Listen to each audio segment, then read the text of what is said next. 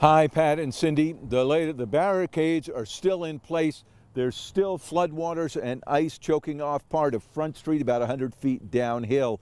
It has gotten colder, as you mentioned, but it's worth remembering that this all happened because of the sudden warm spell and rain last week.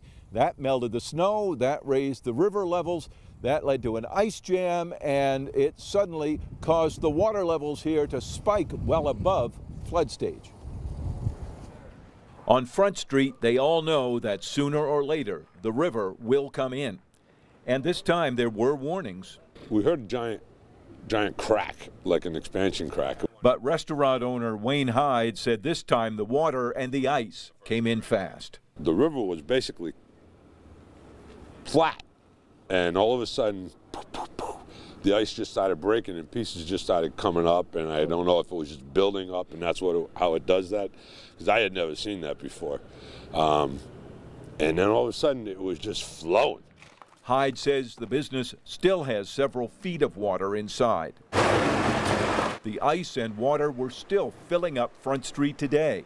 The city brought in a big bucket loader to clear a path for water to drain away, but that was being held up by the big ice jam downriver, the same jam that emergency officials say caused the flood, and that right now shows no sign of breaking up. An unhappy wait for April Fenton and Ed Miller. Her car, Chevy Cobalt, my favorite car, is one of the 17 that were flooded and then frozen by the Kennebec. It came up to the dash, at least from where I can tell from above. So yeah, I think you've lost that. I think I've lost it. My car's parked probably in the worst place, behind the wharf, and there it is. Same thing for Eric Lochner, but he's also taking it in stride. Nobody got hurt.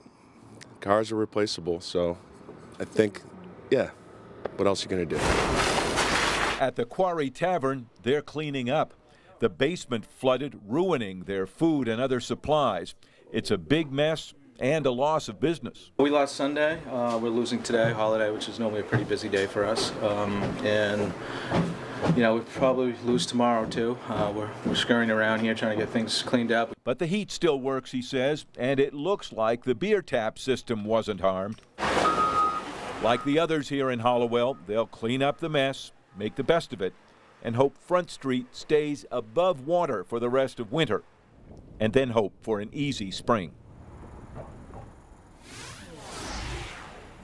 That is absolutely the hope around here. Now, they brought that bucket loader back in a little while ago to break up some more of the ice, try to get the water to drain away. Police told me they've towed about 7 cars out so far. The others may not be removed until sometime tomorrow. Kennebec County Emergency Director Sean Goodwin says they need to get all of that cleared out because they need to get fuel trucks in onto Front Street so they can refill the tanks of many of these buildings so they can keep the heat on. Meanwhile, he says they are still concerned about that ice jam in Farmingdale, keeping an eye on it. There's not much they can do, just hope warm weather this weekend can help break it up. Pat and Cindy.